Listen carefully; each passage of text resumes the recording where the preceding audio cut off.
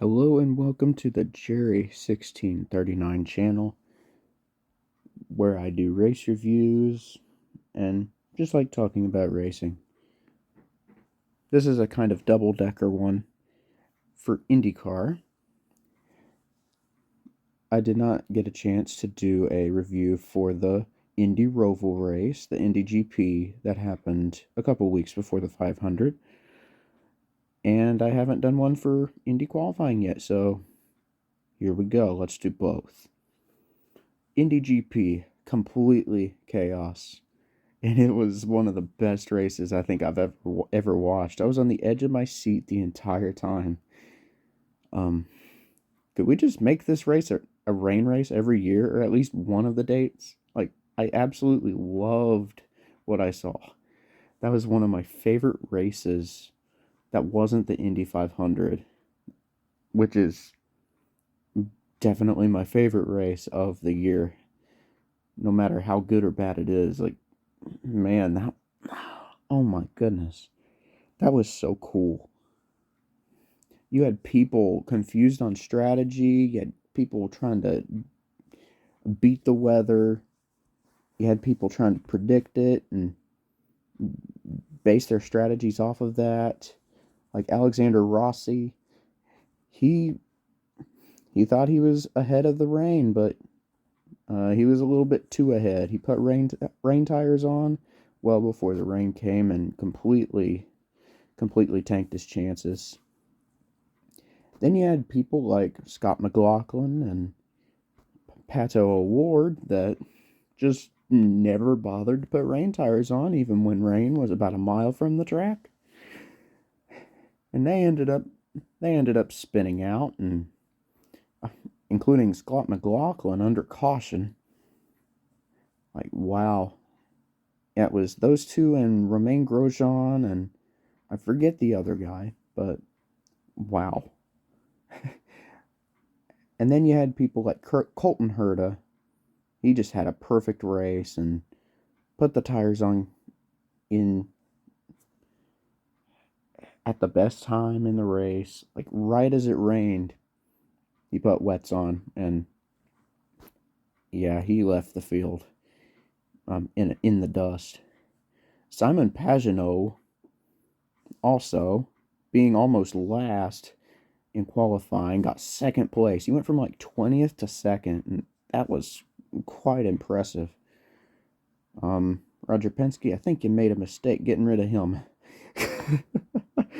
But yeah, that's a testament to the driving skills of Simon Pagenaud. And Juan Pablo Montoya, in his first race back since the Indianapolis 500, almost got like a 6th or 7th place finish.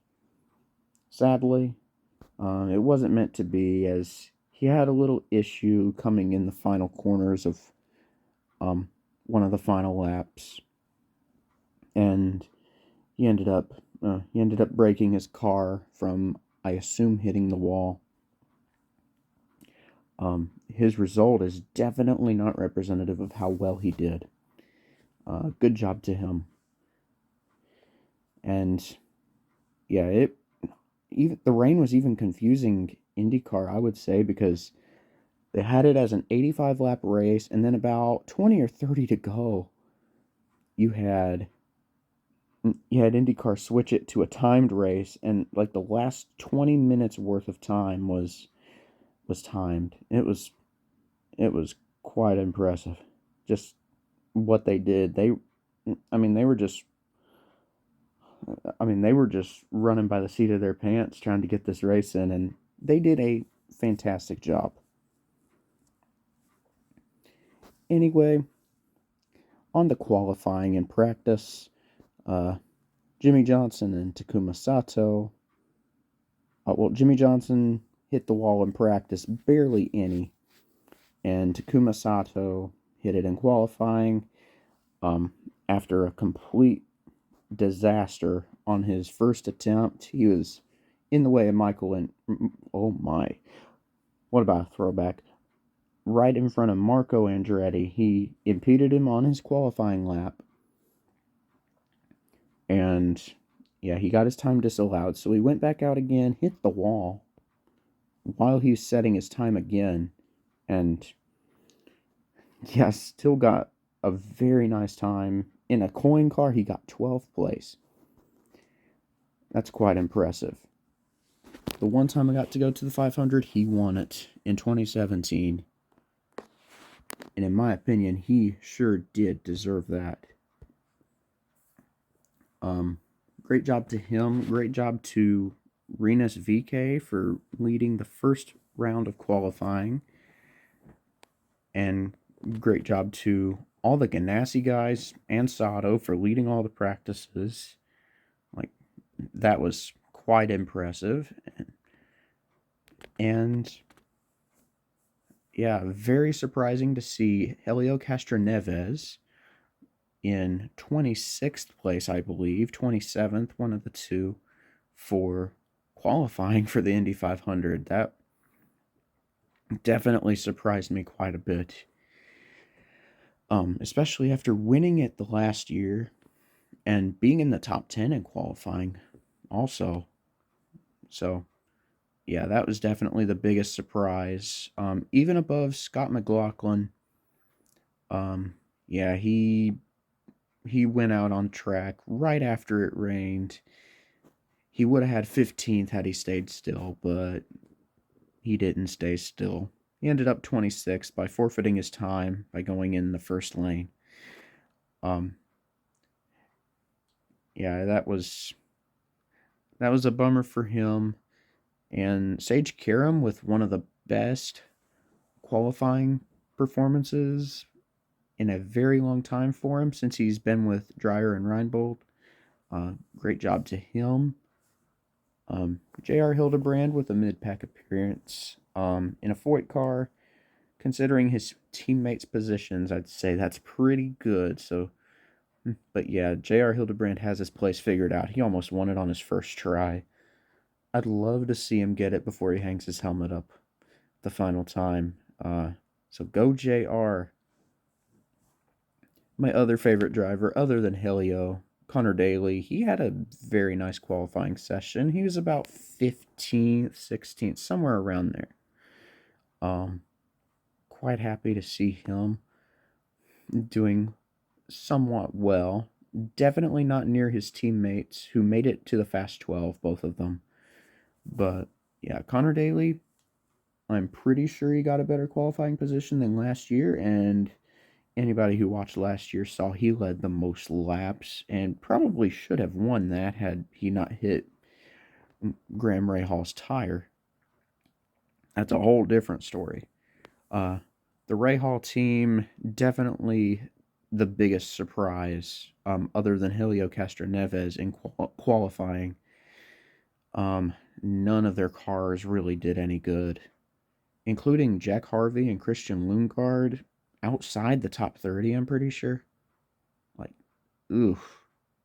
That was not good.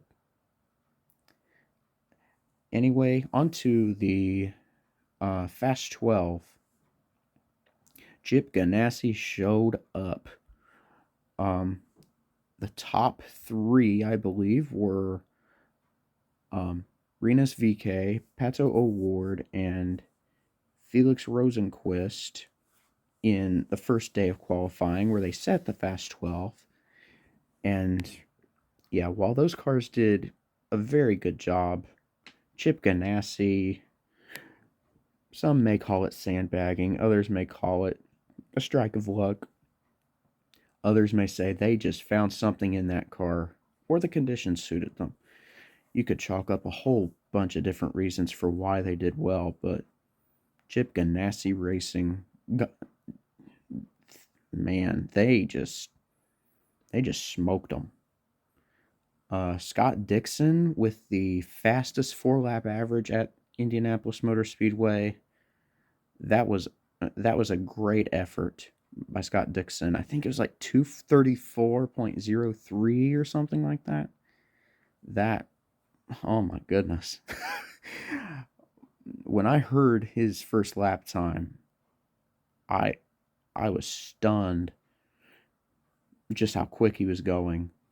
And My goodness, if he didn't go and set the pole and the fastest 4-lap record, that was impressive.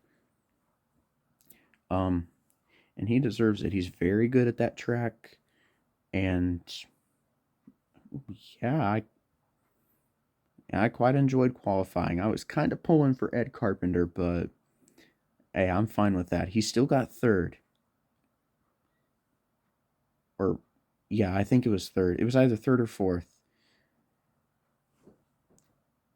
Anyway, on to the Fast 12. Scott Dixon definitely got the pole. Alex Palou was second. Ed Carpenter Racing had a good showing, third and fourth. And yeah, they Ed Carpenter Racing, as always, just bringing rockets to the racetrack. And Chip Ganassi Racing having all 5 of their cars in the top 12. Yeah, that I wouldn't have guessed that. Great job to Chip Ganassi and all his guys, because oh my goodness, that was impressive. Good on them. Anyway, down in the comments below, please let me know who you think is going to win the Indianapolis 500. Hey, get your podium picks. Mine, in no particular order. Actually, probably in this order. I want to say, oh man, that's hard. I'd probably say Connor Daly, then Ed Carpenter, then Scott Dixon. Let's see how well that sticks. Anyway, I'd like to see who you think is going to prosper here at Indianapolis Motor Speedway. And I hope to be watching the race with you. That'll be fun. That'll be a fun day. One of the best races in the world. Anyway, enjoy your day. Have a nice one.